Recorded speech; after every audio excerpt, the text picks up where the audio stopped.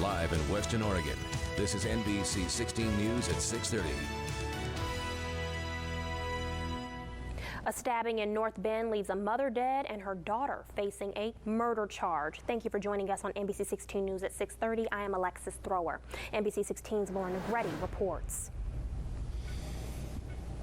A movie scene, a mass of lights, flashing lights, and I just knew.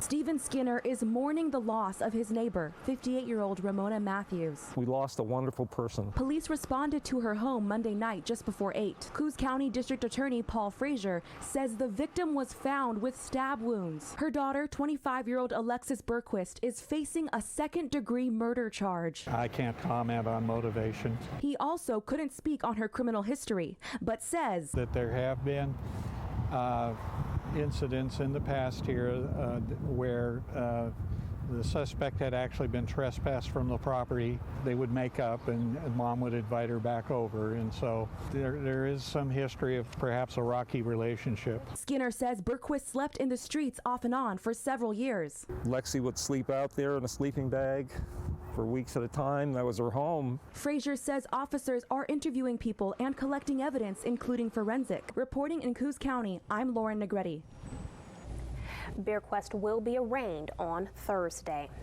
A man is dead after investigators say he barricaded himself inside a cabin during a police standoff, and then the cabin caught fire and exploded. The Lane County Sheriff's Office says Oak Ridge police tried to contact the man about a warrant yesterday night. LCSO says the man hid inside the cabin on a narrow road east of Oak Ridge and refused to come out. But early this morning, deputies heard a small explosion followed by a large fire and more explosions, possibly from propane tanks. First responders found a body after putting out the fire, and it's believed to be the body of the barricaded man. The man's identity has not yet been released as the sheriff's office, medical examiner, and fire marshal's office all investigate what happened. Crime in downtown Eugene this year has pushed many local business owners to the edge. Some say the stigma of safety has not just affected business, but seemingly causing a dramatic drop in sales. The Davis restaurant and Elkhorn Brewery both fear the crowds of homeless on their property have scared off customers. The owner of the Davis, Tom Camus, says reservations and walk-ins have fallen to some of the lowest he's seen in 13 years of business. Even some of the regulars have told him they stay away because of the crowds of transients in front of his restaurant. My staff takes an active role in going out to the front, chasing people off of our tables, chasing people away from just standing in the front dealing drugs or doing drugs. I mean, either or, but they have taken a more active role. Stephen Sheehan of Elkhorn also says business has been slow with sales down in December. On to a first look at weather. NBC 16 meteorologist Travis Knutson joins us now. Rain is on the way for Western Oregon, arriving this evening and overnight tonight. Some heavy downpours expected around our area. Now, rain showers do lighten up a little bit as we get into our Wednesday, but rain's still pretty prominent across the area tomorrow. However, by Thursday, we do dry out for a little while, but plenty of moisture exists in our extended forecast. In fact, here's a look at that satellite and red alert for the last couple of hours. You can see our first band of heavy rain starting to get closer to our area. All evening long, we will see these showers, and for higher elevations up in the Cascades, the blue here, a winter weather advisory due to the snow potential, and on the coast, a high surf advisory that is in effect through 4 a.m. on Thursday. But how much rain are we seeing with this moisture moving on in? I'll give you a look at those rain totals coming up in just a few minutes. Thank you so much, Travis. Hundreds of protesters attacked the U.S. Embassy in Baghdad, Iraq today. Some of them scaled walls and forced the gates of the compound open. Security officials responded by firing tear gas into the crowds. Leaders from militia groups, including Iranian-backed Kataib Hezbollah, were seen at the protest. It comes after the U.S. carried out 5 airstrikes on facilities controlled by Kataib Hezbollah in Syria and Iraq. Some Iraqi police and soldiers were among the at least 25 people killed in those strikes. Baghdad warned yesterday its relations with the U.S. are now at risk. President Trump says the strikes were a response to an earlier attack blamed on Iran that killed a U.S. contractor. He also blamed Iran for the attack on the embassy and warned the U.S. will continue responding to new Iranian aggression. Media gathered outside the Beirut property of former Nissan chairman Carlos Ghosn today after he fled Japan, where he was waiting criminal trial. Journalists were seen outside his home in Lebanon's capital this morning.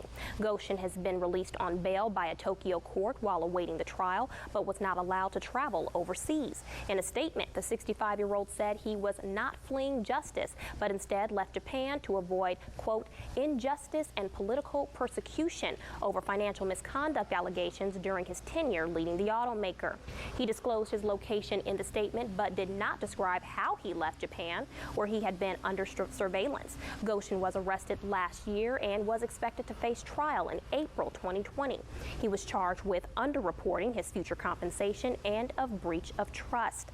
Ghosn has repeatedly asserted his innocence, saying authorities trumped up charges to prevent a possible fuller merger between Nissan and alliance partner Renault. Coming up next on NBC 16 at 6:30, a huge bonus for employees with young children at the Bay Area Hospital, as the health facility is lending a helping hand to their staff while they work. And later in the show, Brandon Cameraman recaps the final press conference before the big game between the Ducks and the Badgers. Find out what was said and what was not said. And if you see breaking news, give us a call at 541-393-KNTR. That's 5687, or send an email to newsdesk@kntr.com.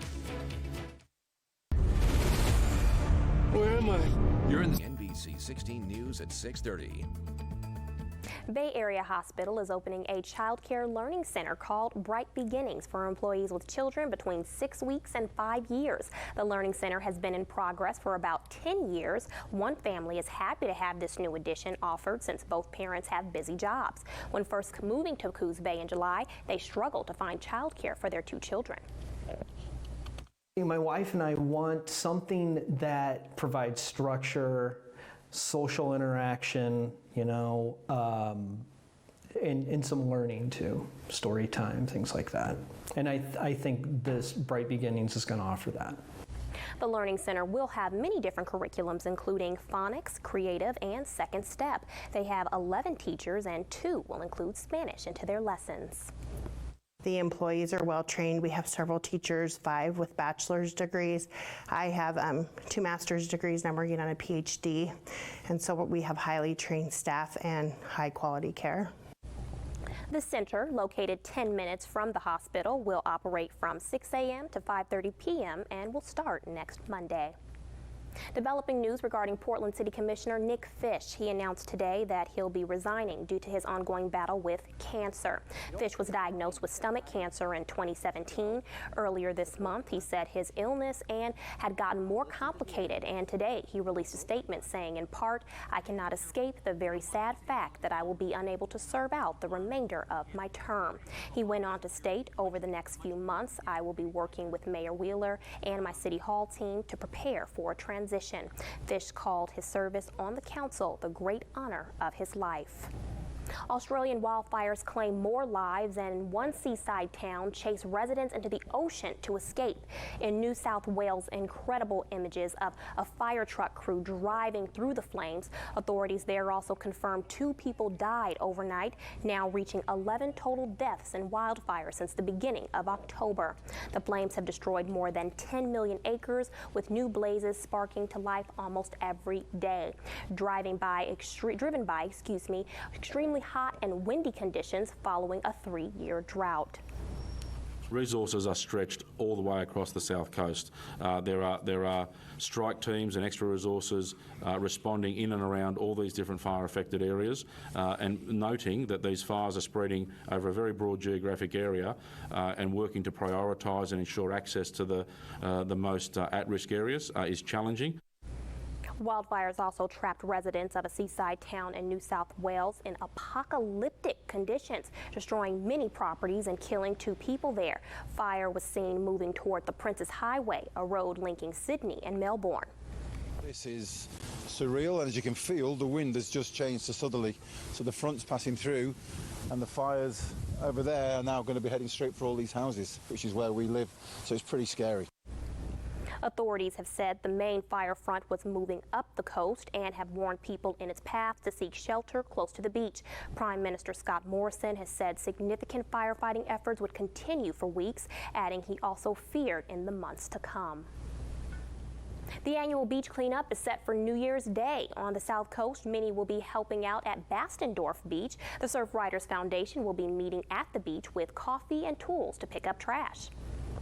New Year's Day is special, so we always want to kick off the new year with just being aware of our surroundings, being aware of our environment, being aware of our beautiful beaches that we have here on the Oregon coast.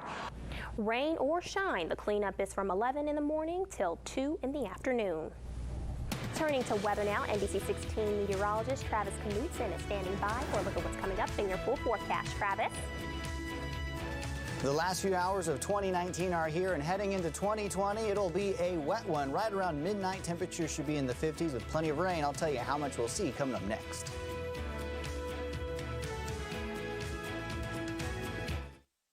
Preview Day is Saturday, January 11th at Marist County. 16 News at 6:30. It is not only New Year's Eve, it is Rose Bowl Eve. And after a full week of activities and football preparation, we got to hear from the Rose Bowl head coaches one last time before the game. NBC 16's Brandon Cameron joins us live from Los Angeles with more on what was left to be said. Brandon. Alexis, after a week of so many non-football related activities, as well as a press conference with the offense, a press conference with the defense, yesterday was media day where we got to hear from pretty much half the team. Well, at this point, there's only so much left to talk about.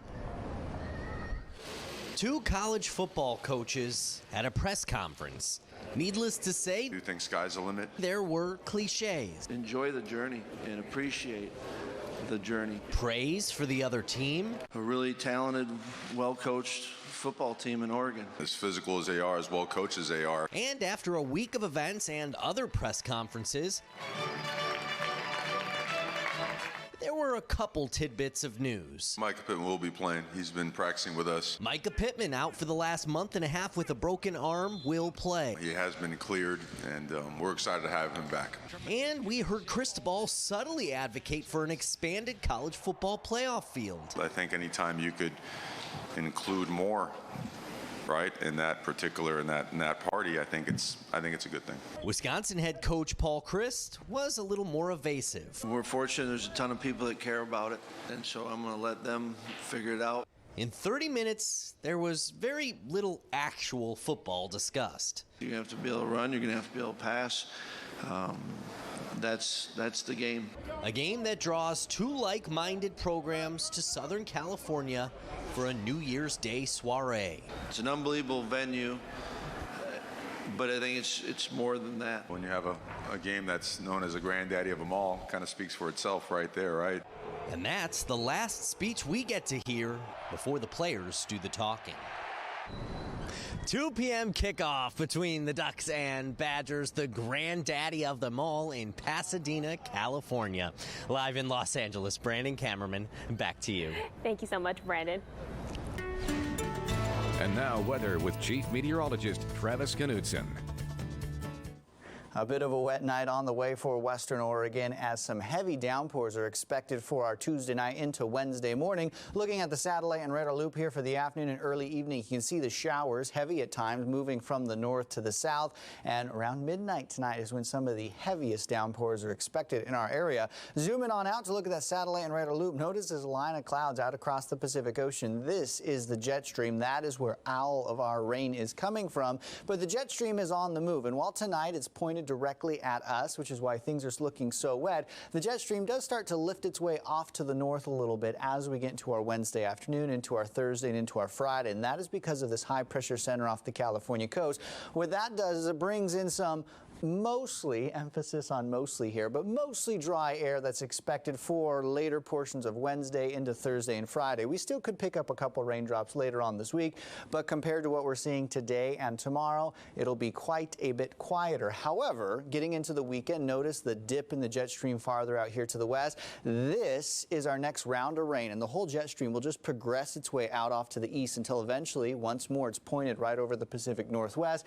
That happens on Saturday, and with it, is a return to some of those showers here locally. But here's a model forecast as we play this through the evening into around midnight tonight, where you can see the yellow and the orange. That's where rain is at its most intense around our area. By the time we progress into our Wednesday morning, right around 9 a.m., no longer seeing those heavy downpours, but still pretty saturated outside. And all day long tomorrow, we'll see plenty of rainfall. But by the evening hours, this is 10 o'clock Wednesday night, the rain starts to back off somewhat. Then as we get into our Thursday morning, 8 o'clock, clouds overhead, some low valley fog is possible, but no longer seeing the rainfall. And generally speaking, Thursday, even Friday, is dry for our area, with that next bout of rain returning as we head into our weekend. But here's a look at our rain totals over the next 24 hours, playing this forward. Heaviest showers during the nighttime hours when many of us are asleep, or I guess if you're up for the new year, you'll catch some of those showers. By the time we reach tomorrow afternoon and evening, about a ½ inch expected for those inland valleys, an inch or more expected for those on the coast. So plenty of rain over the next 24 hours. Now, as far as our temperatures go, not a lot of variation here from our overnight lows to our daytime highs. A swing of about 5 degrees, if that, for many spots. So temperature is not what's remarkable here. It's really more how much rain we will see. Gradually seeing moisture back off Thursday into our Friday. Another round of rain for the weekend. Saturday could see another ½ inch to maybe an inch of rain for our area, with some heavy downpours moving in once again. For the coast, 40s tonight. Mid-50s tomorrow. Temperatures not doing a lot of cooling tonight, not doing a lot of warming tomorrow either. A bit breezy for our Wednesday. Winds from the west on the coast, 10 to 20 miles per hour. Drying out for the most part for our Friday. More rain by the time we reach the weekend. Temperatures in the lower 50s for our area for the most part. Across the Umpqua Valley, also, again, not seeing a lot of temperature variation here. Low tonight in Roseburg of 47 degrees, a high tomorrow of 51. That's not much in terms of cooling or warming, but the rain's really the big deal, where Roseburg's picking up over a ½ inch possibly over the next 24 hours. Drying out on Thursday, dry on Friday, but still cloudy. The next bout of rain arrives just in time for the first weekend of the new year. Thank you so much, Travis. And even if it's raining, don't let that stop you, because coming up next on NBC 16 at 6:30, if you're still looking for something to get into tonight for New Year's, Kelsey Christensen has you covered. We gotta get more space. But how? Credits NBC 16 News at 6:30. A few New Year's celebrations have already kicked off, but if you're still looking for something to do this New Year's Eve, there are still plenty of events slated for tonight in the Eugene-Springfield area. NBC 16's Kelsey Christensen has the itinerary.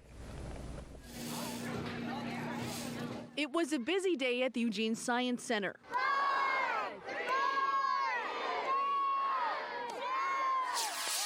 Families counted down to noon in celebration for the new year. But for those of you who plan to stay up a little bit later than that, here are a few things you could do. Doors open at 8 to see the Floydian Slips at the McDonald Theater. Tickets are $29 at the window. Heading over to the Graduate Hotel, the Satin Love Orchestra will play disco funk into the new year for $25 to $60 a ticket.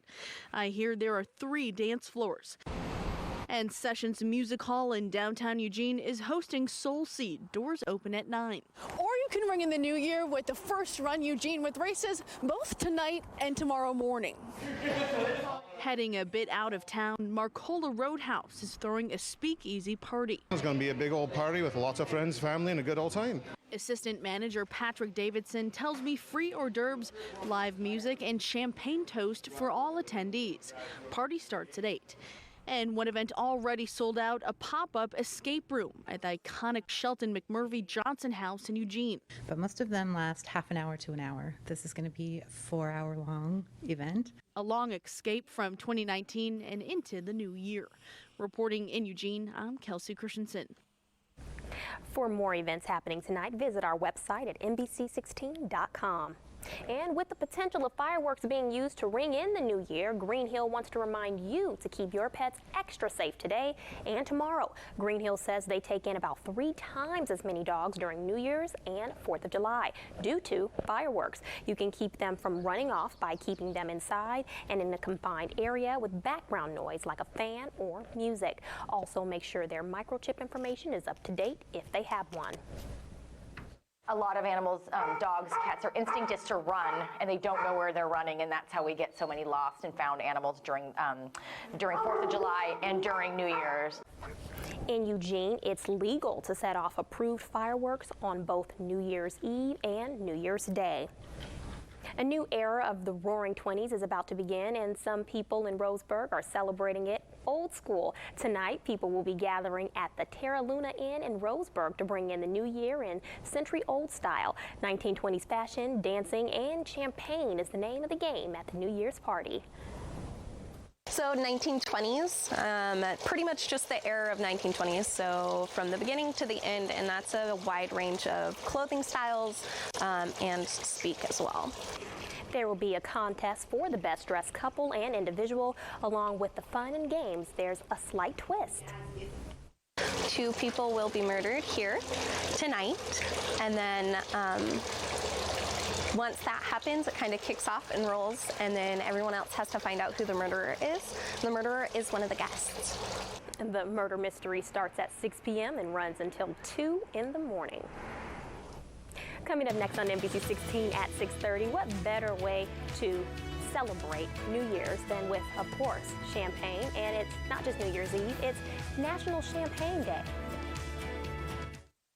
Whether you're following your nose or following the law. With a bang, or should I say with a pop. National Champagne Day recognizes the staple item at every New Year's Eve party, sparkling wine. Genuine champagne only comes from France's Champagne region. Only 8 varieties of grapes are allowed production in the Champagne region, which provides ideal temperature and soil to produce the grapes required. So enjoy a glass of bubbly as you say goodbye to 2019 and hello to 2020. Remember to drink responsibly and never drink and drive.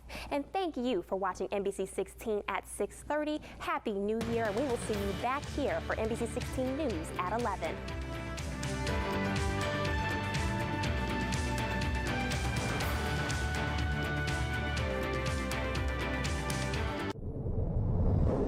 So,